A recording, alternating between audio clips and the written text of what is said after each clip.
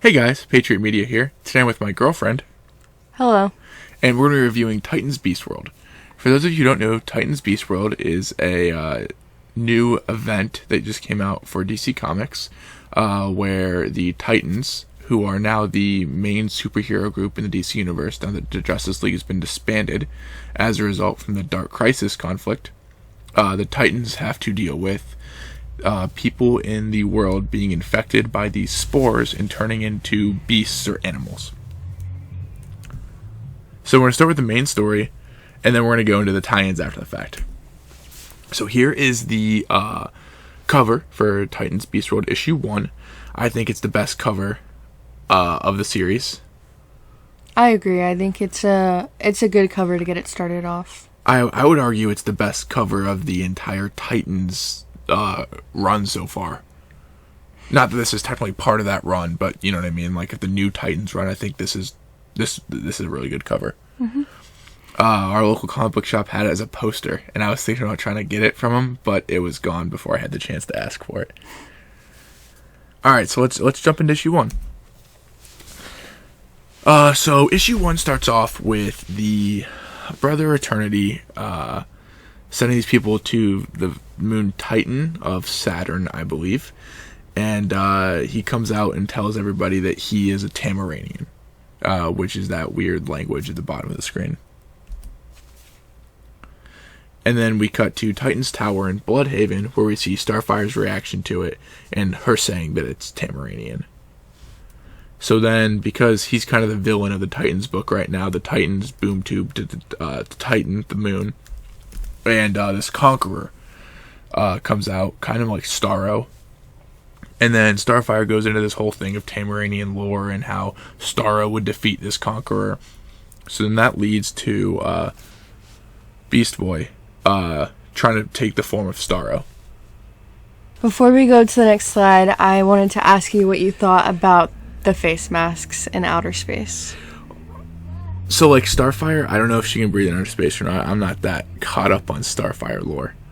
So, I don't know. She might need it. She might not. Donna, I don't think she can, because I don't think Wonder Woman can. Mm-hmm. But, like, a Cyborg in the back, I don't think he's wearing one.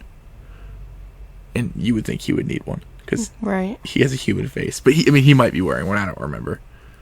And we don't have issue 1 sitting in front of us. Anyway, so then here's Garo. Play on Starro, obviously. And the spores being released from the Conqueror, which we've seen in the Titans issues, where Tempest had one in him and Linda had one in her at one point. Garo has his own spores, which can be seen with the little green starfish. And then that's what turns people into animals. Into the beasts. Yep. And then also in issue 1, we get introduced to Dr. Hate. I think this character looks pretty badass. Yeah. It's definitely cool. Like, it'd be cool to see Dr. Hate versus Dr. Fate. Yeah. Who's that in the background? Can you tell? I think that's one of the astronauts that was sent up there. Okay. Alright, so that's pretty much it for issue 1. Then we go to issue 2, and here's the cover. Oh, issue 1, Black Adam gets turned into a beast. Yeah, that happens near the end of the I think it's story. like the last page or something. Yeah. But like, so I remember when we picked this up from the comic book shop, and like we thought that Black Adam was gonna be like this huge player in Beast World, because like he's front and center on the page. Right. Or even the way he has Nightwing's skull in his hand, and you see some of the other Titans in the background. You think like, okay, Black Adam's about to mess things up. Yeah, exactly. But then, here, let's get into it. It's a little misleading. So then in Beast World 2, it starts off with Nightwing and Batman in Bloodhaven fighting off beasts, and then Batman gets bit and turns into a wolf. Which is alright. It would have been cool if he turned into a bat. Yeah. But I get it, with the ears look pretty cool. Yeah, the ears do look cool. That's true. And then we have Batgirl, and she is in the Titan Tower Command Center. And she's pretty much coordinating heroes to fight the beasts from there. I really like these pages with Batgirl on it, just because the visuals of the Beast all around the world, I think is pretty cool. Yeah, like it's cool. It's got like New York, Paris, Sydney, Australia. We got Brazil, Italy. And then on another page right before it, we don't have it up, but there is one of the images is Black Adam. So then we cut to Starfire and Donna going to fight Black Adam. Because I think it's because they're the most powerful Titans, technically. Yeah, and also, as you read, the Titans are, having to go to so many different places. So I think that a few of them just teamed up. Nightwing's busy with Batman at this point. So I think Starfire and Donna teamed up. Yeah, it's a good team up. Yeah, I agree.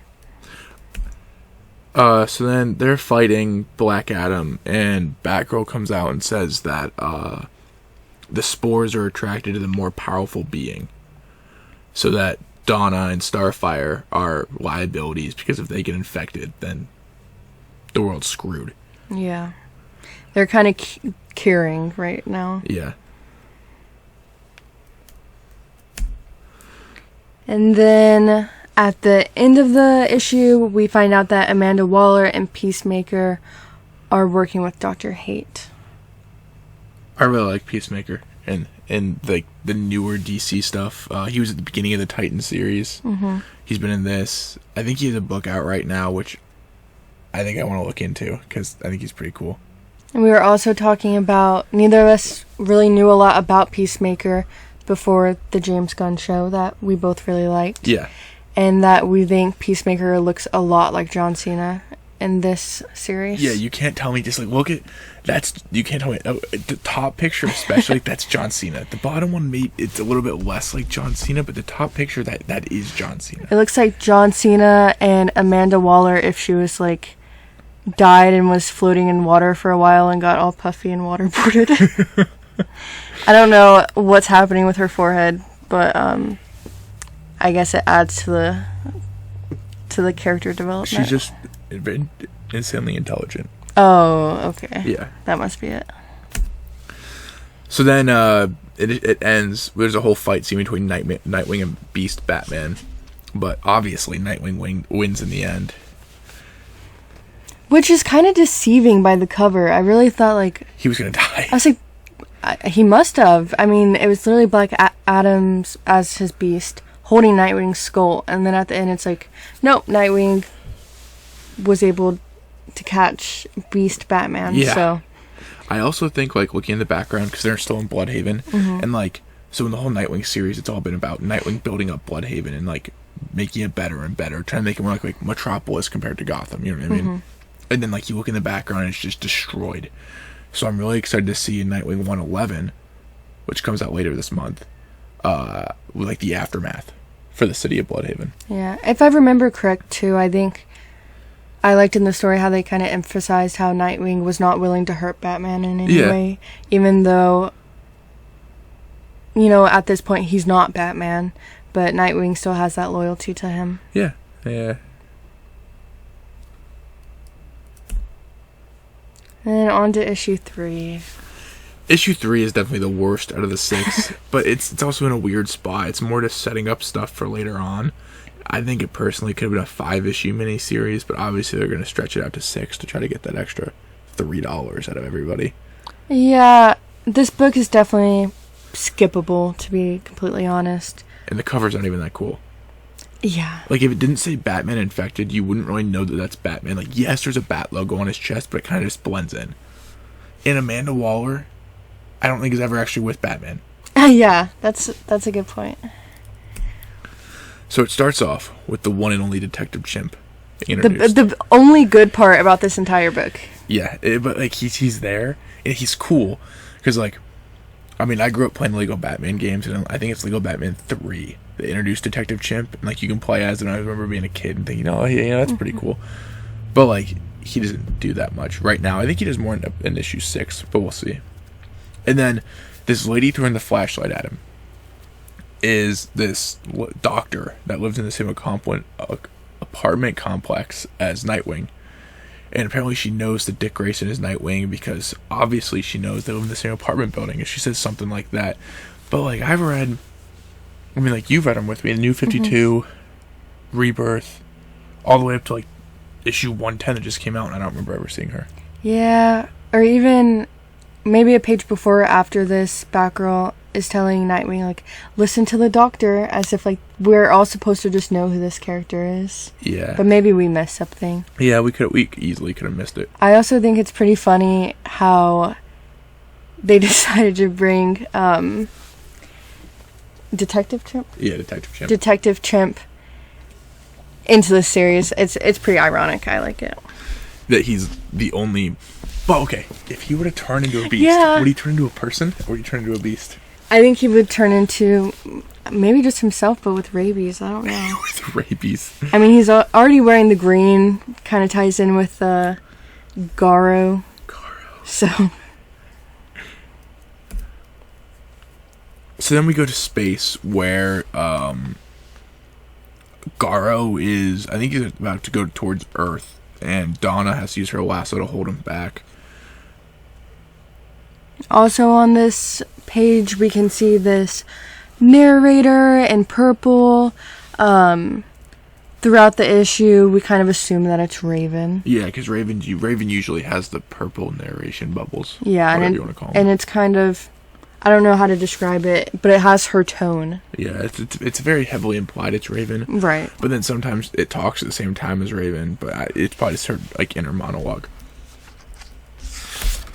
And then we get the introduction of Power Girl, who does nothing besides save this airplane, and then turn into a phoenix. Also, I think it's just to point out that I feel like in this issue, the first time not the first time, but it's more emphasized Raven's concern for Gar. So we start to see that she's just worried. Yeah. Because that's been a big part of the Titans book, is them being in a relationship together.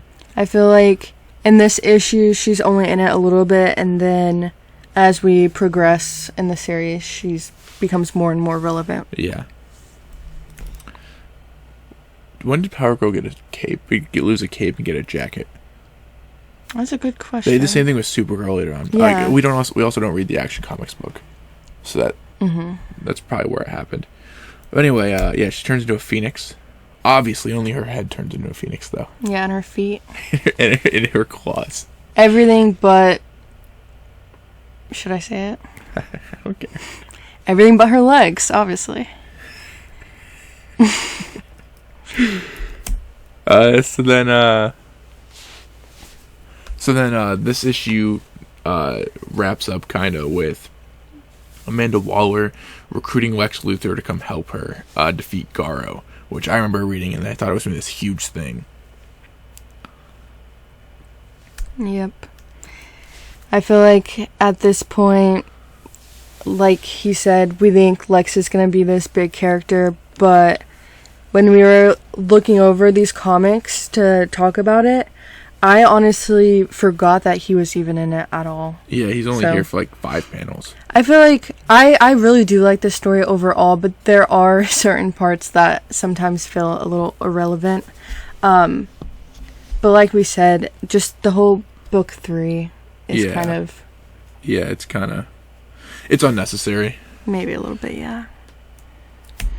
Then we move to book 4, where we have Amanda Waller, Peacemaker, and Lex Luthor on the cover fighting off beasts. I mean, it's not a great cover. Yeah. I don't know. I like the elephant in the back. Huh, I didn't even see that.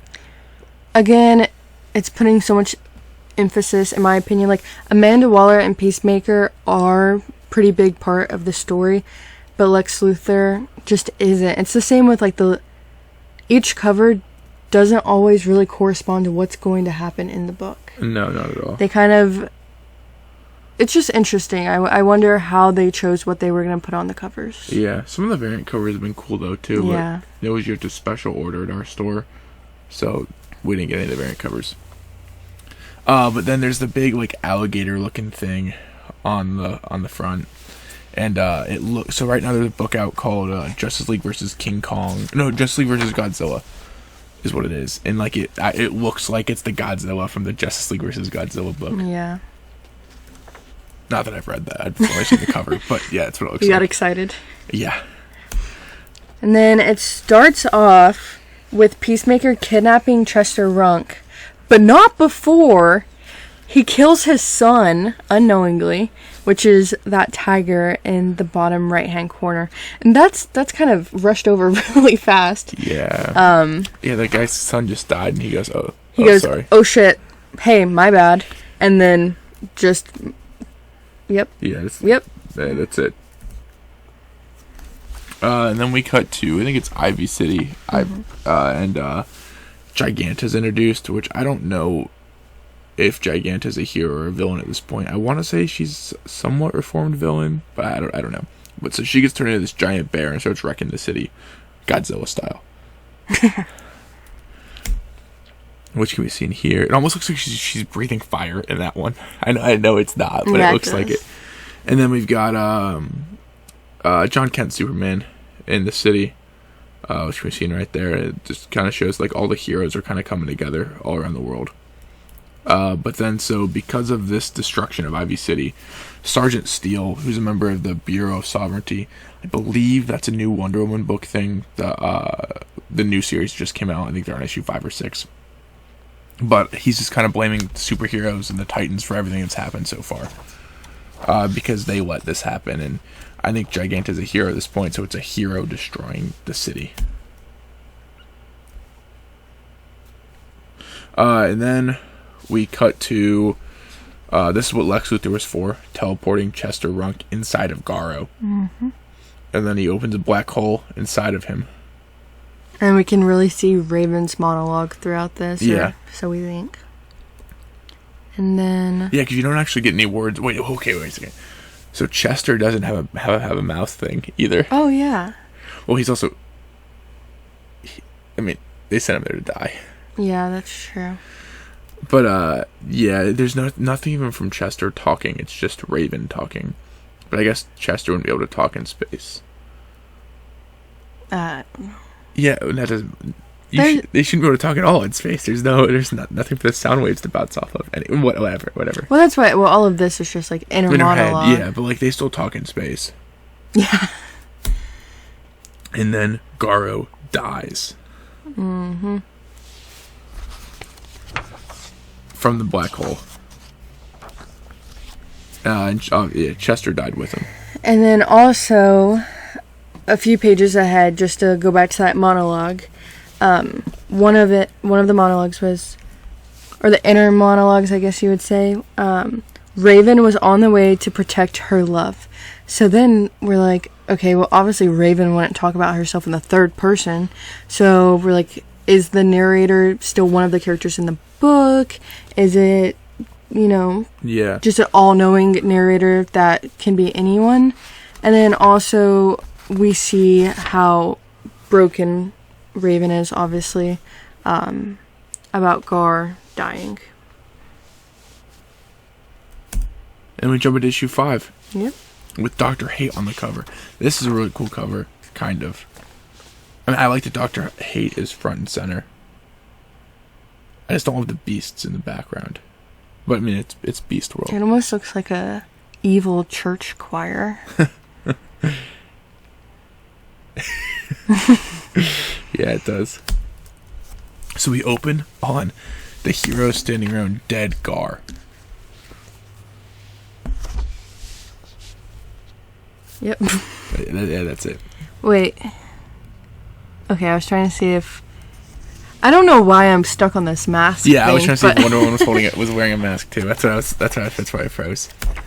So then we go to Amanda Waller addressing the public about Garo dying, and she's saying how, she did it, and it wasn't the Titans.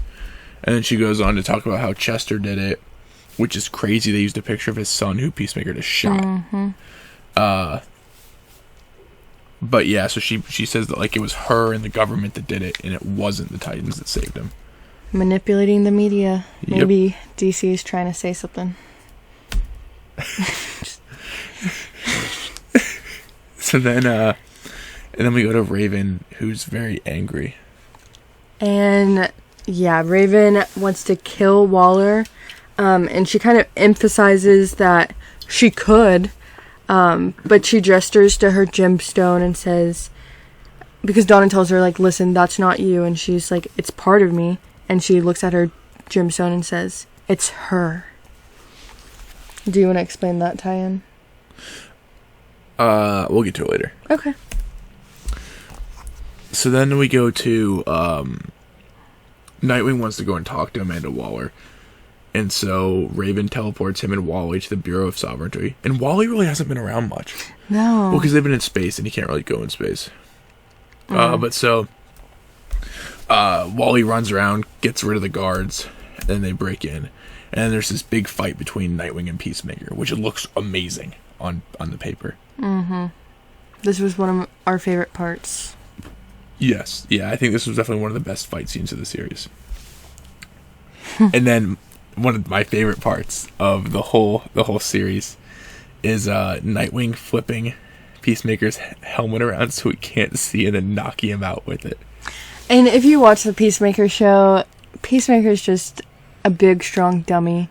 So I feel like this part really emphasizes his character, and I like it. I like that they added this. But then so Nightwing tries to get Amanda Waller to stop these attacks that she's having on the beasts all around the world that she started at her press conference.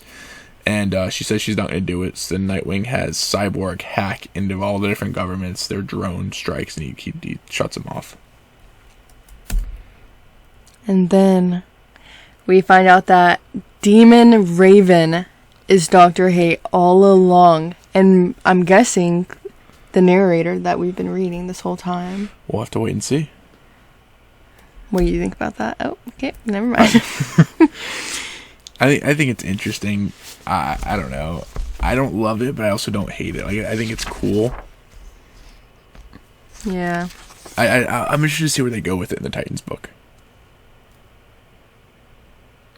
Yeah. I didn't really know a lot about Raven's gemstone. She takes it off her head at one point and looks at it and says, the gem, it's empty. But then, so, in the one Nightwing book, when they're in...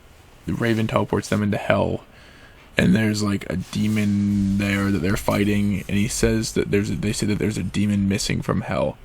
So we now know that this demon missing is the demon Raven. Yeah. So we go on to issue 6, the finale. I like this cover. Yeah, I like it. I think it's cool that they brought the different beasts in from all the different tie-ins. Yeah, I was just gonna say, like, I really like Harley's. Yeah, everybody else kind of looks like an animal, and she looks like a humanized rabbit. They have the Titans, they have, Batman's Beast, Harley's, Black Adam, and then they just have Power Girl ass up. So, I'm sure this one sold very well. Who's that one right there? That's Red Hood. Red Hood, too, yeah. Anywho. Wow. So then we have Peacemaker waking up from being knocked out. He can't see anything because his helmet's on backwards, and he freaks out. And he says that there's not enough research on people who keep getting traumatic brain injuries, which is hilarious. And talking about traumatic brain injuries, Amanda Waller looks like she's been knocked in the forehead at least 20 times. It just keeps growing.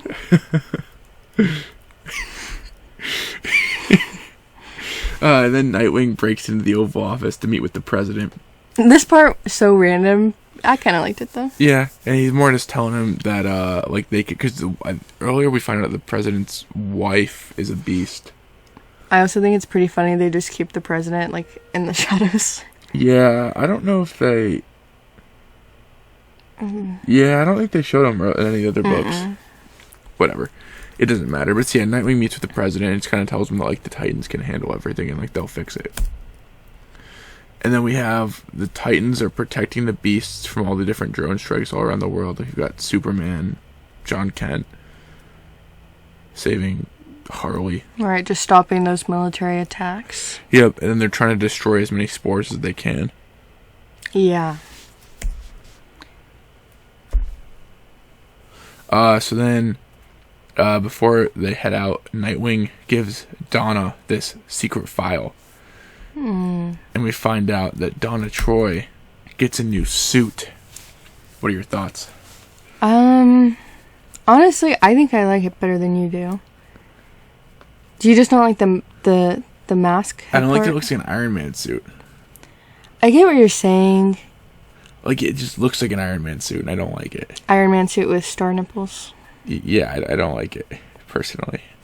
I mean, I think it's okay, but at the same time, like, she's been perfectly fine in her suit with her little mask on. And then now, at the end of the series, she needs an upgrade. Yeah, I want to see what they do with this, like, in the new Titans book. Because in Titans Rebirth, they gave her a suit. And then in the new Titans book, they went back to, like, her old suit. From, like, her classic suit. And now they're giving her, like, an Iron Man suit. So I want to see what they go with in Titans 8, I think it is. I mean, I think it's cool. I think that she was a really big part of this series. And her and Starfire were, you know... Yeah. Kind of pulling a lot of that,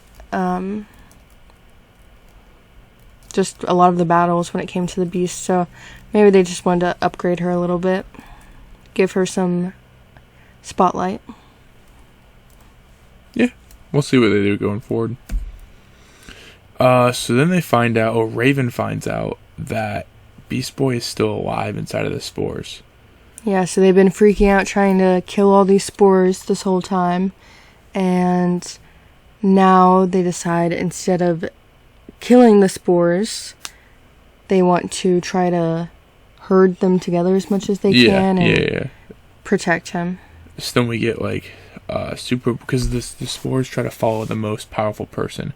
So Superman is the most powerful, so he gets a bunch from following him, and then they boom to him into Titan's Tower, and then Tempest gets a bunch following him, and they boom to him into Titan's Tower. Also, Raven realized this because the spores weren't attacking her. Yeah. So she said that he had to still be alive because the spores weren't attacking her because he loved her, but then like. Yeah. But they're still attacking like Nightwing, and Batman, and like. Just love is so strong. Oh yeah. But then we get a cool fight between Raven and Dr. Hate, who we now know is Demon Raven. And that goes on for a little bit, and nothing really happens. And then Starfire comes in to help. Yep. And she blasts Dr. Hate's head off. It is kind of hard because the whole time I was reading it, I always assumed it was going to be a man. Yeah, because it's not like it's built like a girl. Like, it looks like a guy. I feel like, do you think they made it any more feminine once we figured it out? I don't think so. But I didn't realize, but I didn't know. Yeah, I don't know. But then we have like the best part of this whole thing is when Starfire shoots off his helmet, and while he catches it, he just goes yoink. It's just such a funny panel. It's just so funny. I'm pretty sure at the very beginning, tell me if I was wrong, but when they're all in the Titan's Tower, he's just sitting on the couch eating chips. Yeah. And then he's kind of just not around for most of this, and then he comes back for that part. I liked it. And then he pulls a Lord of the Rings and throws the helmet into Mount Doom. Bad ass. But so therefore killing Dr. Hate, which would have been really cool to have. Like, it would have been cool if like the helmet didn't get destroyed, so it could be like a Dr. Fate type thing where somebody else could take the helmet and they could be Dr. Hate. You never know, though. Yeah, that's true. But yeah, we'll see. Technically, we don't see it get destroyed. We just see it sinking. Maybe it's lava proof. Exactly. Then we get Demon Raven versus regular Raven. And that's a fight. That's alright. Oh, who would have guessed? Yeah, then when all the spores come together, Beast Boy's back. But his mind isn't in there. They're missing a piece. Oh, no. So then they have to... Oh, then it cuts to Amanda Waller giving a press conference about the Titans or whatever, and how they hacked the drone strikes and how they're evil. Yep, blaming everything on them. Yep. So she can form the... She takes the old Hall of Justice and forms the Hall of Order. It says that it's not about the hero's justice. It's about the order that the government's going to put into play. Say what you want, but Amanda Waller is good at one thing, and that is gaslighting. Yeah. I don't like that they took the Hall of Justice and turned it into the Hall of Order. Oh, and the Hall of Justice was just destroyed in Dark Crisis, so they would have had to rebuild it. Just to rename it the Hall of Order. Well, whatever, it doesn't matter. Well, I don't... Well, yeah, let's just see what happens with that. Anyway, so then they boom tube to get this other piece of Garo that got cut off in issue 1 that I completely forgot about. But, Isn't the Sahara? Yeah. I don't remember that. That's so random. There was a guy on YouTube who, I watched his video on Titan's Beast World. I think it was issue 2 or 3. Mm-hmm. And he claimed he called this was going to happen. I'm trying to figure out what his name is.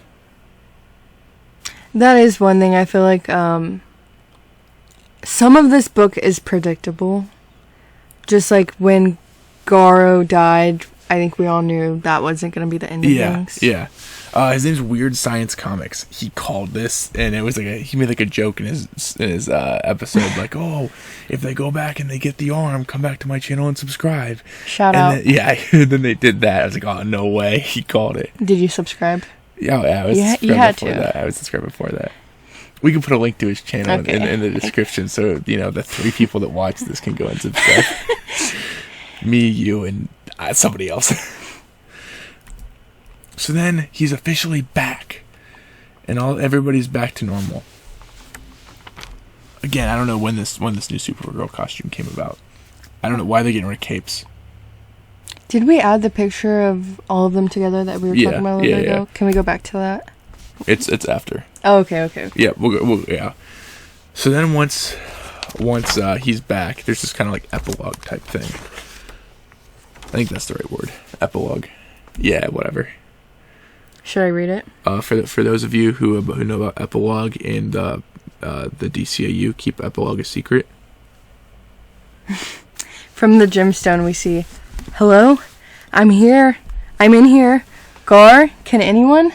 Dick? Corey?" This was my favorite part. Oh my god.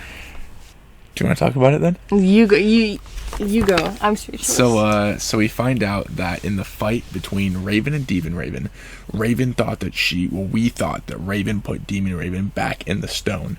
But we find out that Demon Raven was more powerful and put regular Raven in the stone. So now, here we have Raven with Beast Boy, but it's not actually our Raven. It's the evil Raven. I will say, although I just said that a lot of this was predictable, I could not have predicted that. I don't know how other people have responded to this. Personally, though, I am so excited to see where it goes. Well, so, like, they've released the comic book cover for the new Titans. Really? And it has, like, it's like all the Titans, and it has, like, Trigon's eyes, how he has the 4 eyes, and, like, Demon Raven has 4 arms. Like, that's in the background. So I'm assuming they're going to go right into it with the new Titans thing. I'm excited. But we'll see. I know when I finished it, and I didn't know there's the epilogue. I don't know if we're using that word right. But I was like, okay, like, I guess good way to end it. He's back. And then I flipped the page to see the ads or whatnot, and I saw it, and I thought it was awesome. Yeah, it's definitely a good ending. And yeah, we'll have to see what happens in the Titans book. So it'll be interesting because, like, I don't know, we're 6 issues in on the Titans book, and the past 5, not counting the Titans Beast World tie-in, has been all about, like, Beast Boy and Raven's relationship has been a big forefront.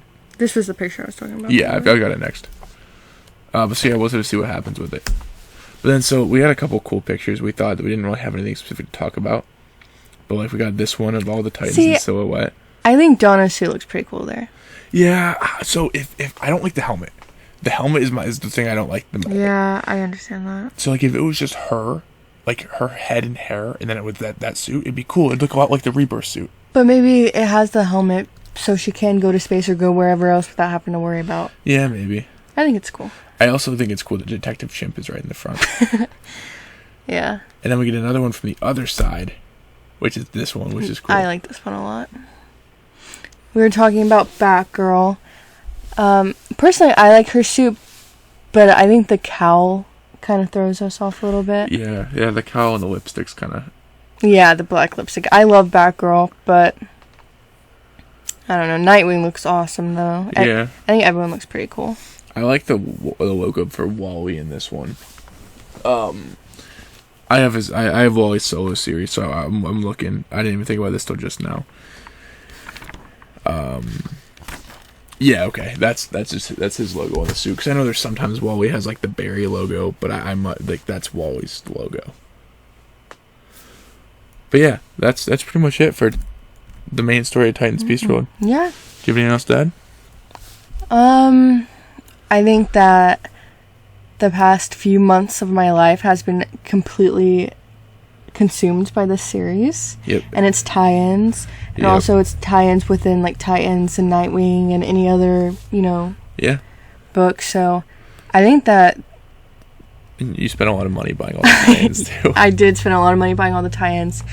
I also think that they were kind of producing these, like, fast. Yeah. It was definitely, it wasn't a once-a-month thing. It was, like, a once every week I like thing. that, though. I like that. It gave us a reason to go to the comic book store every week. Yeah, it did. And I think that, overall, I like the story. I don't regret buying every single book and tie-in. No, it's definitely better than other, like... I've seen a lot of people online comparing this to, like, Night Terrors, because it's about, like, making the heroes the bad guys. And I think that it's... I think it was a lot better than Night Terrors. For tie-ins goes. Well, like, with the Night Terrors, I only read a select few, but with this one, I was all in. Yeah, that's true. We didn't read the main story for Night Terrors. But yeah. Yeah, I thought it was good. I'm really excited to see what comes next. And we read these. We read the Titans tie-in, which we'll talk about. The Nightwing tie-in, which we'll talk about.